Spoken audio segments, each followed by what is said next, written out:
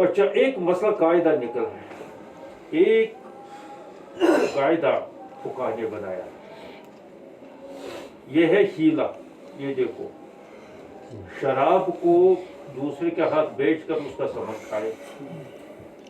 چربی یہودوں نے کیا کہ یہود کے لیے چربی بیچ کر اس کو کھا لے.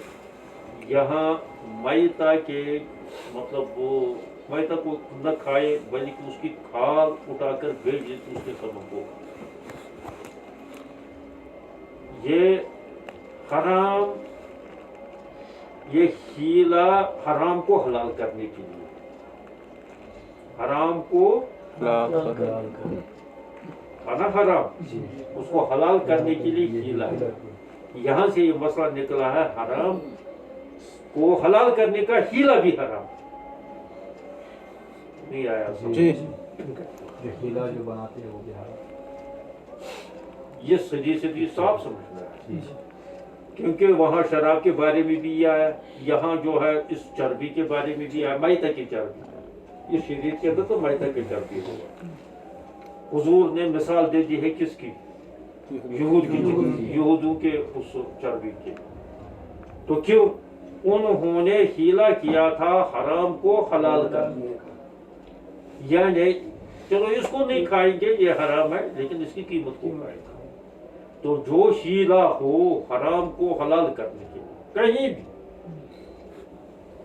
بالفاظ دیے گا، ناجائز کو جائز بنانے کے لیے کوئی ہیلا کیا ہے، جو ناجائز ہو اس کو جائز بنانے کے لیے کوئی ہیلا کیا جائے، اس ہیلے سے کوئی فرق نہیں پڑتا، بلکہ وہ یہ ڈبل گناہ ہوگا، ایک اس حرام کا استعمال، دوسرا اس ہیلے کا اس کا کرنا. ایک صورت اس کی الٹی ہے تھوڑی سی، یہ قاعدہ یاد آدھی کن کو کہیں گے.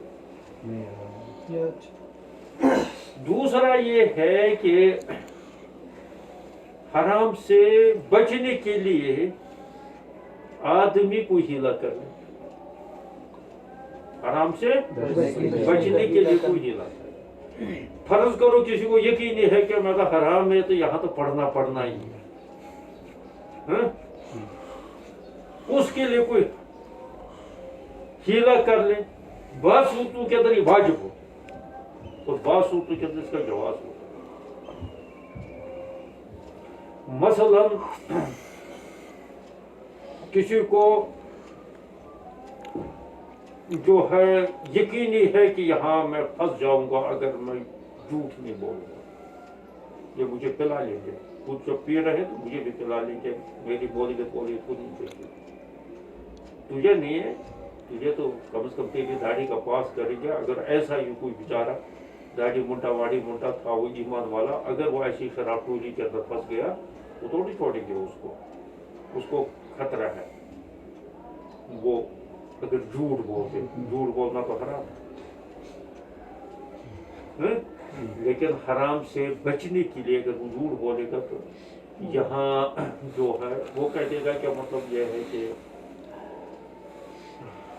میں بیمار ہو جاتا ہوں اس سے، یا اور ہیلا کر لے. یا فرض کرو یہی ہے کہتے ہیں بھائی تو تم روزدار نہیں ہو، میں روزدار، ایسے کہتے جھوٹ ہی بول دو. تو اس حرام سے بچنے کے لیے ایسے ہیلا کرنے کی کہیں گنجائش ہے، کہیں ضروری. وہ جو اس نے ایک نے ہیلا ہی کیا تھا، حالانکہ وہ بھی غلط تھا، کہ جس نے وہ عورت لے کر گئی تھی تو کہا تھا کہ یا تو جو ہے تم میرے ساتھ گناہ کرو ورنہ جو ہے تجھے جو ہے میں الزام دے دوں، شور مچا دوں، تو تجھے جو ہے لوگوں کے ساتھ لوگوں کے ہاتھوں ایسے پٹوا دوں کہ جس سے جو ہے تجھے اتے کا بوٹی کریں گے کہ یہ ایسا ورنہ کرو. ایسے واقعات آج بھی ہو رہے. ایک بالکل ہے قبیلی کے لڑکے نے مجھ سے کہا کہ مجھے جو ہے وہ اس کی جو ہے چچیری بہن نے، چچیری بھائی کے بیوی نے مجھے کہا اس طرح آ جاؤ، نہیں اس کو ٹاٹ کو تھوڑا سا جو ہے یہ فرش نکالنا تھا مجھے، اس کو ایک سائڈ سے پکڑو. میرے پڑوس میں بالکل ساتھ میں گیا وہاں، اس نے وہاں اور ڈرامہ بچایا، کہا کہ ورنہ میں ایسے کر. پھر اس نے جیسے تیسے کر کے وہاں جان بچائی، کہا ایسے ایسے حالات. تو وہ किसी का वो वाक़ा आया ना तो उसने कहा चलो ठीक है मैं बाथरूम से फारिग होकर आ जाऊँ, तो वहाँ से वो नापाकी उठा कर जो है बदन पर मली। हालांकि ये भी गुनाह है कि जिस्म पर जो है चेहरे वहरे पर नापाकी फल ले आदमी को गुनाह तो है, लेकिन बड़े गुनाह से बचने के लिए ये लीला, हराम चीज से बचने के लिए लीला, इसका जवाब है। आया समझ? तो ये नुक्ता इसमें यार, बाकी रहा हराम को हलाल करने का हीला, वो भी हराम है। ये इससे मफहूम होता है। चलो باب ما جاء في كراهة الرجوع من الهبة وبه देखो ये हिब्बे का मसला है। एक बात तो यकीनी है कि हिब्बे के अंदर हिब्बा कर लिया कुछ शय तो फिर रुजू करना कहीं तो हराम है, और हराम तो जायज़ ही नहीं है, इन्हें हो ही नहीं सकता, न कज़ा न इजाज़त। कहीं ऐसा है कि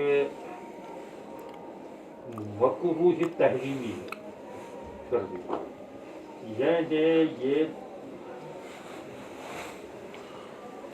कम से कम दर्जा जो इसका कराह का है, कराहत तंज़ीह है, कहीं कराहत तंज़ीह भी का कौल है, उससे खाली नहीं है, लेकिन कहीं तो बिल्कुल रुजू तो हो ही नहीं सकता। हुजूर अलैहिस्सलातु वस्सलाम ने इसकी ये मिसाल फरमाई, हमें तो कुत्ते की मिसाल नहीं बनना चाहिए, ऐसे कुत्ते की कि जो अपनी कई देखा होगा कभी कभी जो है कुत्ता उल्टी कर लेता है, फिर बाद में खुद चाटना शुरू कर देता है, पता नहीं क्या मार गई उसको। तो कहते हैं कि रुजू करने वाला है भाई कि रुजू करने वाली की मिसाल ऐसा नहीं होगा। इसमें बस एक मसलक का इख्तिलाफ है। इमाम शाफी रहमतुल्लाह अलैह कहते हैं कि एक शख्स से वालिद अब अगर कोई शाय उसने अपनी औलाद में से किसी को की हो तो उससे वो रुजू कर लेगा। बाकी जो है किसी को कोई भी हो, कोई भी सूरत हो, उसमें रुजू करने की इजाज़त है ही नहीं, बिल्कुल वही मिसाल होगी कुत्ते की मिसाल, कहीं भी रुजू कर ले। अहनाफ ने इसमें से